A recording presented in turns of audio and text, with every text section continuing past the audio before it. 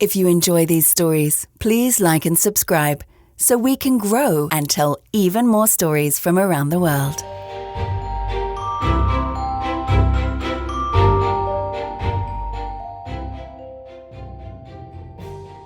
There was once a man and a woman who had long in vain wished for a child. At length, the woman hoped that God was about to grant her desire. These people had a little window at the back of their house from which a splendid garden could be seen. It was full of the most beautiful flowers and herbs. It was, however, surrounded by a high wall, and no one dared to go into it because it belonged to a witch, who had great power and was dreaded by all the world. One day, the woman was standing by this window and looking down into the garden, when she saw a bed which was planted with the most beautiful rampion, or Rapunzel, and it looked so fresh and green that she longed for it, and had the greatest desire to eat some. This desire increased every day, and as she knew that she could not get any of it, she quite pined away, and looked pale and miserable. Then her husband was alarmed and asked, "What ails you, dear wife?" "Oh," she replied, "if I can't get some of the rampion to eat, which is in the garden behind our house, I shall die." The man, who loved her, thought, "Sooner than let your wife die, bring her some of the rampion yourself. Let it cost you what it will." In the twilight of evening, he clambered over the wall into the garden of the witch, hastily clutched a handful of rampion, and took it to his wife. She at once made herself a salad of it and ate it with much relish. She, however, liked it so much, so very much, that the next day she longed for it 3 times as much as before. If he was to have any rest, her husband must once more descend into the garden. In the gloom of evening, therefore, he let himself down again.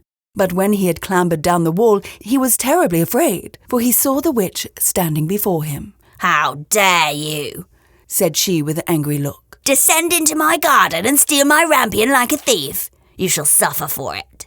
"Oh," answered he, "let mercy take the place of justice. I had to do it out of necessity. My wife saw your rampion from the window and felt such a longing for it that she would have died if she had not got some to eat." Then the witch let her anger be softened and said to him, "If the case be as you say, I will allow you to take away with you as much rampion as you will. Only I make one condition. You must give me the child which your wife will bring into the world. It shall be well treated, and I will care for it like a mother." The man, in his terror, consented to everything, and when the woman at last had a little daughter, the witch appeared at once, gave the child the name of Rapunzel, and took it away with her. Rapunzel grew into the most beautiful child beneath the sun. When she was 12 years old, the witch shut her into a tower, which lay in a forest, and had neither stairs nor door, but quite at the top was a little window. When the witch wanted to go in, she placed herself beneath this and cried, "Rapunzel, Rapunzel, let down thy hair."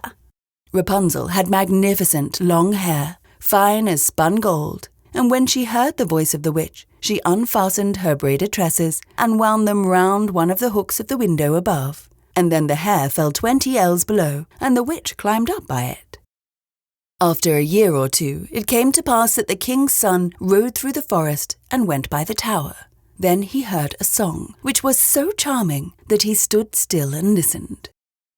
This was Rapunzel, who in her solitude passed her time in letting her sweet voice resound. The king's son wanted to climb up to her and looked for the door of the tower, but none was to be found. He rode home, but the singing had so deeply touched his heart that every day he went out into the forest and listened to it. Once, when he was thus standing behind a tree, he saw that a witch came there, and he heard how she cried, "Ah, Rapunzel, Rapunzel, let down thy hair." Then Rapunzel let down the braids of her hair, and the witch climbed up to her. "If that is the ladder by which one mounts, I will for once try my fortune," said he. The next day, when it began to grow dark, he went to the tower and cried, "Rapunzel, Rapunzel, let down thy hair." Immediately the hair fell down, and the king's son climbed up. At first, Rapunzel was terribly frightened when a man, such as her eyes had never yet beheld, came to her. But the king's son began to talk to her quite like a friend, and told her that his heart had been so stirred that it had let him have no rest, so he had been forced to see her. Then Rapunzel lost her fear, and when he asked her if she would take him for her husband, and she saw that he was young and handsome, she thought, "He will love me more than old Dame Gothel does," and she said yes, and laid her hand in his. She said also, "I will willingly go away with you, but I do not know how to get down. Bring with you a skein of silk every time that you come, and I will weave a ladder with it. When that is ready, I will descend, and you will take me on your horse." They agreed that until that time he should come to her every evening, for the old woman came by day. The witch remarked nothing of this, until once Rapunzel said to her, "Oh, tell me, Dame Gothel, how it happens that you are so much heavier for me to draw up than the young king's son? He is with me in a moment." "Oh, you wicked child," cried the witch. "what do I hear you say? I thought I had separated you from all the world, and yet you have deceived me." In her anger, she clutched Rapunzel's beautiful tresses, wrapped them twice round her left hand, seized a pair of scissors with the right, and snip-snap, they were cut off. And the lovely braids lay on the ground, and she was so pitiless that she took poor Rapunzel into a desert, where she had to live in great grief and misery. On the same day, however, that she cast out Rapunzel, the witch, in the evening, fastened the braids of hair which she had cut off to the hook of the window.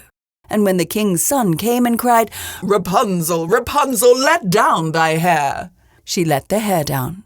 The king's son ascended. He did not find his dearest Rapunzel above, but the witch, who gazed at him with wicked and venomous looks. "Ah," she cried mockingly, "you would fetch your dearest, but the beautiful bird sits no longer singing in the nest. The cat has got it and will scratch out your eyes as well. Rapunzel is lost to you. You will never see her more." The king's son was beside himself with grief, and in his despair he leapt down from the tower. He escaped with his life, but the thorns into which he fell pierced his eyes. Then he wandered quite blind about the forest, ate nothing but roots and berries, and did nothing but lament and weep over the loss of his dearest wife. Thus he roamed about in misery for some years, and at length came to the desert where Rapunzel lived in wretchedness. He heard a voice, and it seemed so familiar to him that he went toward it. When he approached, Rapunzel knew him and fell on his neck and wept. 2 of her tears wetted his eyes, and they grew clear again, and he could see with them as before. He led her to his kingdom, where he was joyfully received, and they lived for a long time, happy and contented. What do you think is the moral of Rapunzel? Well, one theory is that it teaches kids to never give up on something they love, no matter how hard things get. They should be persistent in working towards their goals so no one can stop them from succeeding in life. I'm not sure that I agree. Why did her parents give her up to the wicked witch for a handful of Rapunzel? That seems like the first mistake to me. The next step is not trying to get her back. Why did the witch leave her lonely all day except for her company? That seems rather selfish, don't you think? And then, when she does meet someone nice, she ruins it for her. These stories. Somehow it's always a girl in trouble, isn't it?